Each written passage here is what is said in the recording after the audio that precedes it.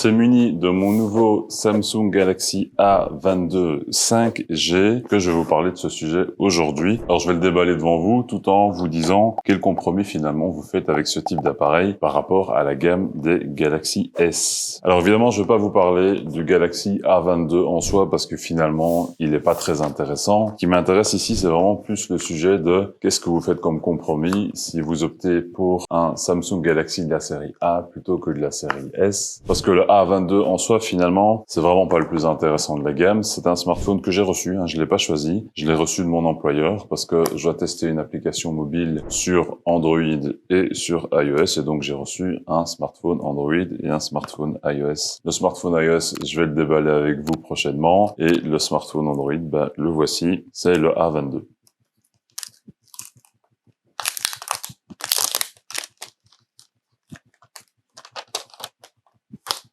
Bon, c'est pas un unboxing très satisfaisant avec ces plastiques-là.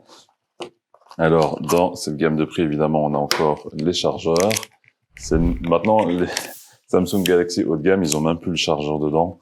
Ce que moi, personnellement, je trouve scandaleux, mais apparemment, c'est la route vers laquelle on va aujourd'hui. De plus en plus de smartphones seront dans ce cas-là. Donc voilà, je vais mettre ça ici sur le côté. On va surtout attaquer le sujet ici. Si on regarde ce qui s'est passé juste sur les 12 derniers mois, Samsung a sorti 3 modèles des Galaxy S qui se situent globalement entre 750 et 1500 euros. Et pendant cette même période de 12 mois, Samsung a sorti pas moins de 11 nouveaux modèles de Galaxy dans la série A. Et ceux-ci sont plutôt tarifés entre 150 et 580 euros. Et donc vous voyez que si vous mettez conjointement les smartphones de la série A suivis des smartphones de la série S, Samsung couvre vraiment la quasi-totalité des gammes de prix existantes aujourd'hui. Mais ils sont très loin d'être seuls sur le secteur des smartphones budget. Et donc, est-ce qu'ils sont vraiment compétitifs sur ce marché qui est justement extrêmement compétitif? Pour créer un smartphone qui sera vendu moins cher, il n'y a pas 36 solutions. Il faut évidemment intégrer des composants qui sont moins chers et ne pas intégrer les dernières technologies à la mode. Et donc évidemment, le nouveau capteur photo de Samsung de 108 mégapixels, c'est pas dans ce Galaxy A que vous allez le trouver. Parce que pour sortir un smartphone, celui-ci, je pense qu'il coûte à peu près 250 euros.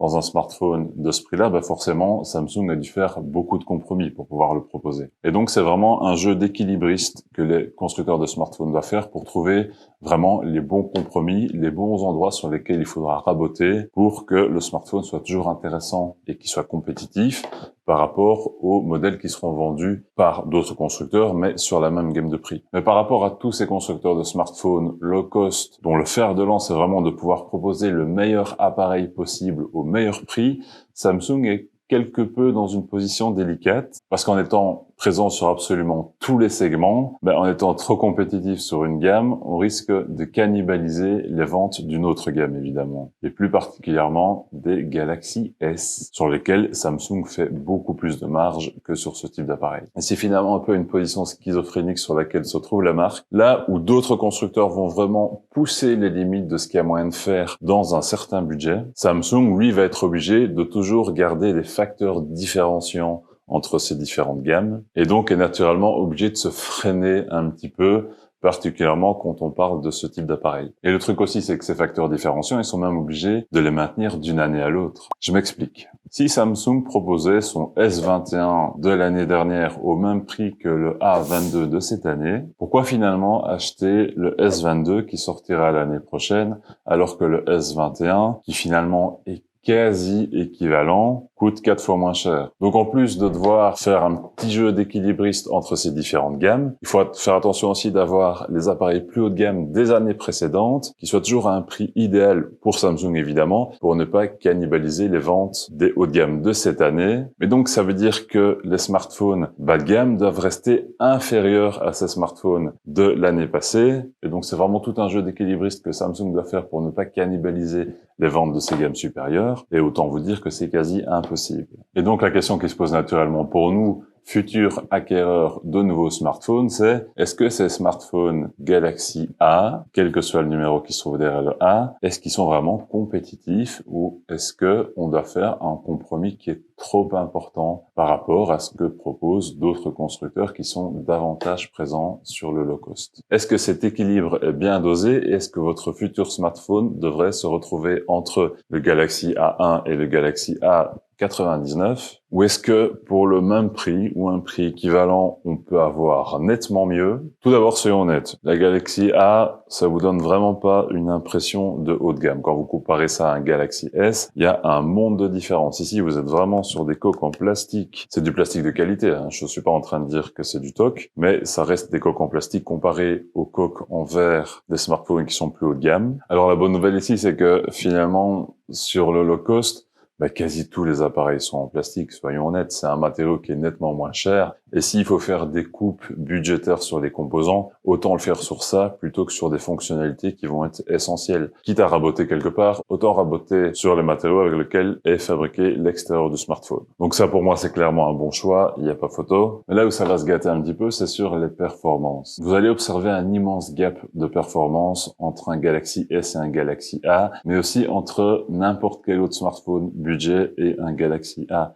Les Galaxy A sont quand même généralement assez en dessous de ce qui se fait dans les mêmes gammes de prix malheureusement. Et ça fait partie de ces fameux compromis dont je vous parlais. Certains constructeurs de smartphones budget, pour des smartphones sous la barre des 400 €, parviennent à mettre des processeurs qui sont décents, qui sont modernes, qui sont relativement puissants et avec suffisamment de mémoire RAM. Ce que Samsung ne fait pas du tout, et à mon avis, c'est vraiment pour pas cannibaliser les ventes de sa gamme S. Mais du coup, ils perdent nettement en compétitivité avec ce qui se fait dans les autres marques. Faut dire que pour garder le prix suffisamment bas, Samsung doit mettre ses propres puces. Et les puces de Samsung, malheureusement, sont pas connues comme étant les meilleures, alors que d'autres constructeurs vont acheter des puces Snapdragon qui vont intégrer dans leur smartphone, et ce sont des puces qui sont en général nettement meilleures que les équivalents Samsung qui vont avoir des performances nettement moindres. Et dans celui-ci, dans le A22, c'est même pas une puce Exynos de Samsung, c'est même encore moins cher, c'est une puce Mediatek, c'est la Mediatek Dimensity 700 avec 4 Go de RAM et je vous assure que ça se sent. Alors l'autonomie est généralement excellente sur ce type d'appareil et c'est un petit peu l'avantage quand vous avez un appareil qui a la puissance d'une machine à café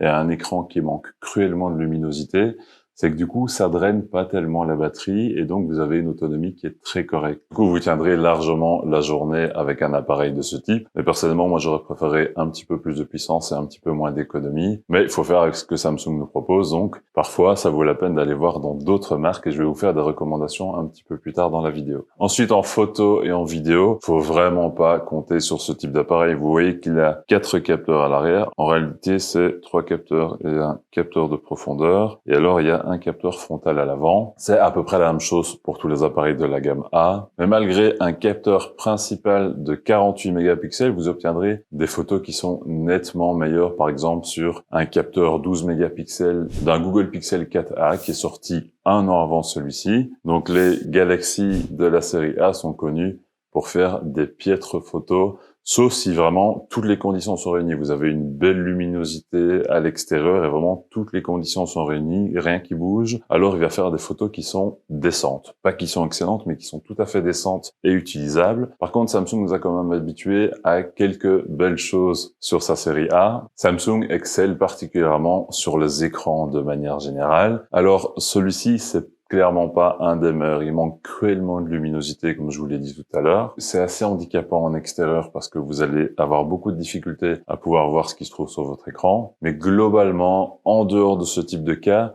c'est un très bel écran. Le stockage de base est généralement un petit peu léger. On est souvent dans les 32 Go, 64 Go. Alors ici, j'ai de la chance. Mon employeur m'a fourni un modèle de 128 Go. Mais Samsung propose souvent une option qui est super intéressante, qui est de pouvoir étendre la capacité de stockage avec une carte SD. D'ailleurs, je suis quasi sûr que celui-ci le permet. Bon, on va regarder ça ensemble. Et parfois, il propose même une dual SIM. Donc ça, c'est pas mal aussi. Par exemple, si vous avez un numéro professionnel et un numéro personnel, ce qui est mon cas, vous pouvez mettre 2 cartes SIM dedans. On va voir si celui-ci le propose. Alors. Ah oui, vous pouvez voir ici. Donc vous avez la dual SIM et alors vous avez un emplacement pour une carte SD.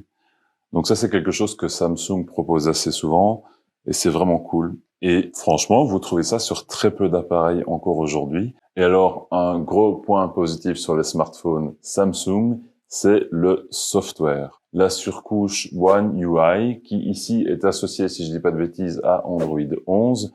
La surcouche One UI, c'est une des meilleures surcouches Android qui existent aujourd'hui sur le marché. Ce smartphone ici, par exemple, pour moi, va remplacer un smartphone Huawei. Et franchement, celui-ci va être nettement plus agréable à utiliser, donc je suis content de le remplacer, même si ce sera jamais mon smartphone principal. Et donc, je vais enfin répondre à la question, est-ce que c'est intéressant d'acheter un smartphone de la série des Galaxy A de Samsung? La réponse est non. C'est tout simple. La réponse est non. Et donc, là où d'autres constructeurs vont vraiment repousser les limites de ce qu'on peut mettre dans un smartphone budget, en essayant d'intégrer les nouvelles technologies qui coûtent pas forcément plus cher d'intégrer, mais qui, pour Samsung, sont un petit peu dangereuses parce qu'ils préfèrent les réserver à leurs appareils plus chers. Donc, du coup, on arrive à des appareils pour lesquels la marque freine beaucoup trop et retient beaucoup trop de choses alors qu'il pourrait faire vraiment davantage. Et c'est vraiment dommage parce qu'avec la force de frappe de Samsung et avec le potentiel marketing que la marque a, parce que c'est vraiment un des plus gros constructeurs de smartphones au monde aujourd'hui, on peut pas s'empêcher d'être toujours un petit peu déçu avec un appareil de ce type, alors que d'autres constructeurs pour un prix similaire proposent des appareils qui sont vraiment souvent impressionnants et qui peuvent rivaliser avec des smartphones qui coûtent 500, 600, 700, même 1000 euros.